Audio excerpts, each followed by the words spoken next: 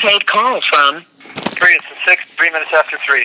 an inmate at the Salinas Valley State Prison, Soledad, California. This call and your telephone number will be monitored and recorded. To accept this call, say or dial 5 now.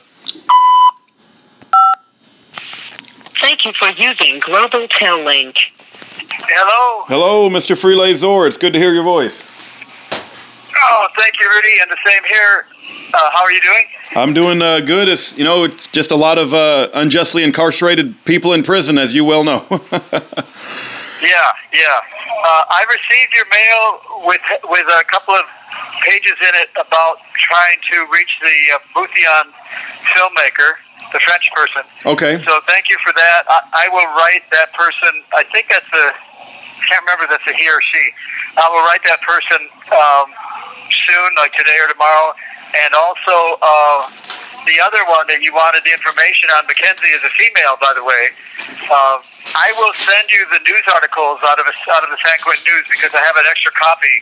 Instead of spending the time on the phone trying to explain, what their situation is, I'll send you the articles that I got the information out of, so you'll have all the information right in front of you. Okay, yeah, that's good because I can't seem to go back and find anything about Mackenzie Smith when I search that website, and I don't have a subscription to, go back and look at the previous news articles. So. Right. Understand. I'll send those out to you probably tonight in the mail. I have them already clipped out and just in one of my piles of stuff. Okay. Did you make any progress on the Innocence Matters, trying to get their contact information? Innocence Matters. Refresh my memory. Did we talk about that? Maybe that was not you I talked to about it. Innocence Matters is I thought I mentioned it to you, is a organization sort of like the Innocence Project, but it's different. I was put onto this by a psychologist here, by the way, a really neat lady, and she said that they don't do a lot of the barring, for various things. They don't require it to be a DNA case and that sort of thing. She said they're very responsive. They respond. They don't leave you hanging. Sounded like everything I've been looking for in one of those type of organizations, and probably they don't automatically exclude somebody that's been involved in a self-defense case. And that's the main thing, because that's why none of the Innocence Projects are of use to me, because all of them have a policy that they won't take the case if you were involved whatsoever, which means if you had a self-defense shooting like mine, they just automatically X you out and you're not even going to be considered. I think that's illegal, and in fact, I would like to ask you if you would be willing to contact the main, because you're really good about, making contact with these different organizations or looking up stuff on the internet. The main Innocence Project, it was not the first one, but the first one that became real prevalent that everybody found out about, is the Cardozo School in New York, and the proprietor's name, a very famous attorney, is Barry Scheck. I think his last name is spelled Scheck. I'm familiar with him. He actually he's got a book out, I think, it's called Actual Innocence, I believe. Right. Now they're doing a good service, but I think they're doing something illegal. If they receive any kind of taxpayers' funds, whether state or federal, especially if it's federal, and I think they do, but I need to find out, because if they're receiving federal funds, then they're committing a very serious offense by excluding people that have self-defense cases. Gotcha. So I want to find out, but I don't really want them to know that that's what I'm, that's my agenda. So if you can just maybe contact somebody there and ask them if they. Now, what's the name of his organization? What's the name of this organization, Barry Scheck's org? It's just 3 words, the Innocence Project.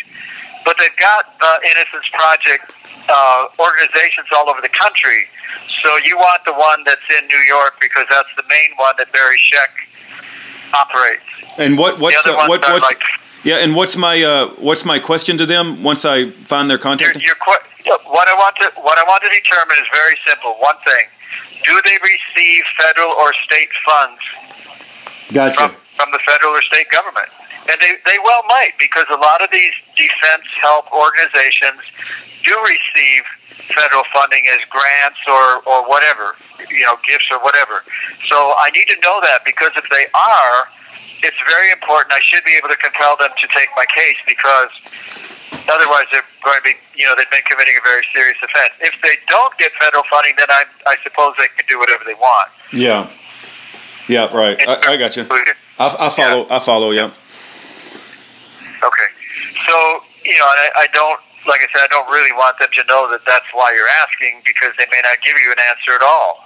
They're pretty smart people. Right. Yeah. Well, if they're receiving federal funds, you think you could maybe ask FOIA, right? Freedom of Information Act. I mean, anytime our money, taxpayer money. Yeah, but you know, there you're talking about a long process. If they can just give you right at the time you call, you know, a 20-second or 2-minute phone call to say yes or no, we received federal funds, then that's all I need. I don't, you know, to go through weeks and months and even years of trying to fight through FOIA stuff to get answers. It just wouldn't even, you know, it's not relevant to me. Right. It won't help at all, because it'd be years or many months from now. By then, I'll have so many more projects that are, you know, right at the top of the list that I won't even be able to get involved in that. Yeah. I got you. They got a phone number and they have an email address, so I'll just send them an email and just, you know, ask them. All right. I know you're very efficient at that kind of thing, so I really appreciate it, and I don't mean to overload you with too many of these type of requests. Did you happen to look into the Last Defense, the TV program with Darlie? You know, Lazor, yeah, I appreciate you recommending that. My wife and I did watch that. We did see Darlie Routier. We saw another documentary, and I recommended my friends watch it, and they watched it too. And wow, I mean, thank you for recommending that. That was quite a educational series. I'm sitting by my wife now, and she's also saw it, and it was like, you know, I don't see how in the world, once I saw her defensive bruises on her arms, plus her own wounds to her neck and her chest, I just can't see how she could have done that to herself. I just really can't. It's insane. These prosecutors are diabolical. They're like really satanic to do what they do. Now, her case is worse than mine in the terms of what she lost. She lost her two sons, and then she's also served all this horrid, you know, mental torture, prison time for that, and on death row, about to be executed.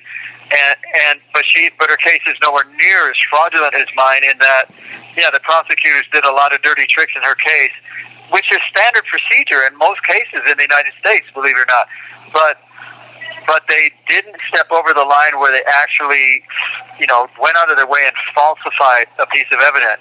And in my case, we've got literally proven, without any way to refute it, more than 25 items of evidence that they independently, each time they went out of their way, maybe 2 weeks later and 2 months later and 5 months later, went out of their way again to falsify another piece of evidence to make sure I would get convicted. And my attorney was right at the heart of that. My defense attorney was helping them falsify the evidence, helping them hide evidence that was in my favor, and all of that. So, and making sure that I didn't get to state in trial what the truth was, what was defense, my defense. This call and your telephone number will be monitored and recorded. I don't know if I've ever told you this, but I've not even had a public trial. And I know you know the constitutional amendment that says we must have a public trial. I've never had a public trial. My attorney made sure all of my people, my family, my supporters, my friends, everybody, except a lady I met after the shooting when I was on bail. She's the only one allowed in the courtroom on my side. Allred's family, they were all there. You know, mean looks and stares and how in the world did they bar your people who wanted to come to the trial? Here's what he did. He didn't even do it through the judge. He didn't even do it on the record. He did it with me and my family, telling them no. Any of them, he was planning on probably calling every single one of them, or at least he didn't know which ones would be excluded, as witnesses, and that because they were being called as witnesses, you can't be in the courtroom before being called as a witness. You can come in after you've been on the witness stand and you're done for that trial, then you can come in and observe. But we caught him in his lie right after I was convicted, because then I was in jail. Before that, I wasn't in jail, so I didn't have the benefit of all the jailhouse lawyers and the law library and all that. So once I was in jail, before I got sentenced, I found out from jailhouse lawyers and the law books and going to the law library and such that whole thing was a lie, that the only thing they could have been as character witnesses, and he also always told me that. But character witnesses are not subject to that provision that they can't sit in the courthouse beforehand. And then he told me afterward he didn't ever plan to bring any of them in anyway. So he like blew the whistle on himself that he lied about the whole thing. So I've never had a public trial. And all my efforts to raise this, just like all my efforts to raise all of this stuff, the 3552, which is the worst Brady case ever been published in U.S. history, because I've read... This call and your telephone number will be monitored and recorded. I've read thousands of them, and there's none near as bad. And the reason I can't get any relief on any of this is because I'm procedurally barred. Because the courts are misusing the procedural bar system to say, no, you had one chance at a habeas corpus petition, and you can't come again ever. So even if you could just outright absolutely prove your innocence, you can't come again. Even though the law says no, if you can prove actual innocence and that you couldn't have presented this sooner on your first or second or third habeas corpus, you can present it now if you can show why you couldn't have known about it sooner. And I did all that. And then the believe it or not, the federal courts played games with me at that stage, saying, each time I did that, they'd say, oh, there's nothing in here about actual innocence. And I'd send it back on a motion, what's called a Rule 60B motion, that says the court made an error in this type of an error in factually judging this thing wrong, that it wasn't, or that I did have like 12 solid pages or 16 solid pages of nothing but actual innocence, and that I couldn't have gotten the evidence sooner. And I proved my point. And they said again, what are you coming to us again with another habeas corpus for? We just told you you can't ever come again with a habeas corpus. It wasn't a habeas corpus, it was a Rule 60B motion, which is for the purpose I just stated, to get your habeas corpus back in court. And so it was obvious at that point they were playing games with me. So I went up to the Federal Ninth Circuit, which is the second biggest court in the whole United States under the U.S. Supreme Court, and they played the same game and just rubber stamped exactly what the district court said. So it's obvious that judges all the way up to the Ninth Circuit Court were involved in this cover-up. I know that sounds like an awfully big, bite to take out of this, but it's true. There is no question about it, because they all had it explained to them very explicitly 3 or 4 times, and they all continued to procedurally bar me. And when I tried to go to the U.S. Supreme Court, right as my deadline on one extension is all we get is one extension at a time, right as that deadline came, I had all my papers laid out on my bed, ready to be stapled, hand stapled by me and sent out in the mail that night. They rolled me up to the hole and took all that stuff. By the time I got access to it again, or could even, doesn't matter if I could contact the court or not, they lose jurisdiction when it didn't make it, when it didn't get signed off and dated here in the prison on that date. It's too late, and they can never, ever, for any reason, regain jurisdiction again. It's procedurally barred forever. So that's what happened there. Wow.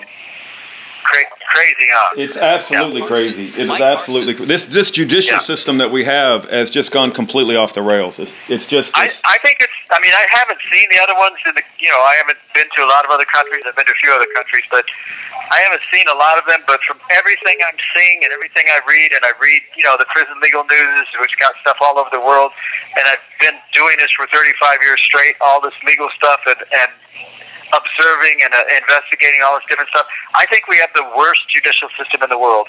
And I know that some people will argue against that because the graft and corruption is out front. But it'd be better in a way if it was out front. I mean, yeah, it's just... No, I totally agree with you. The subtlety of which people are prosecuted and all the lies that are kind of done behind the scenes, and yet you're convicted, and people start to believe that you're actually guilty because they actually still believe in the system. Like, you got your fair day in trial. That's worse than just everybody saying, "Well, everything is corrupt. He didn't get a fair day in trial." It's better just to be open about the corruption. But this is the worst judicial system in the world. You hit the nail right on the head. You could have spoken my words. If two things could be done to just change the whole system overnight. One is, don't reward prosecutors for how many cases they win. Don't escalate them up into, what's the word, higher positions. Don't escalate them up into higher positions. Promote them. You have 60 seconds remaining. What's that? Don't promote them, right. Yeah, exactly. That's what I was looking for. Don't promote them in their field just for the amount of wins they do, which is what they do, because the wins they do may not be legitimate wins at all. And the other thing is this whole issue of they jacked all the sentences. They knew it way up like 5 times what they should be, so they could coerce almost everybody into taking a deal. Like 90% of the cases or more are taken on deals where guys go to prison without a trial. You have 30 seconds remaining. those who were convicted, whether even rightfully, let alone wrongfully, they are doing 5 times the amount of prison time they should be doing because of that system. So anyway, we only got about 20 seconds left. So I thank you again for taking the call and for your time. I hope people out there in internet land are listening to this and taking it in and will come and help in some way. Amen. Our prayers are with you, Free, and I'll let you know what the Innocence Project says when they reply, and I'll look for that letter about Mackenzie Smith.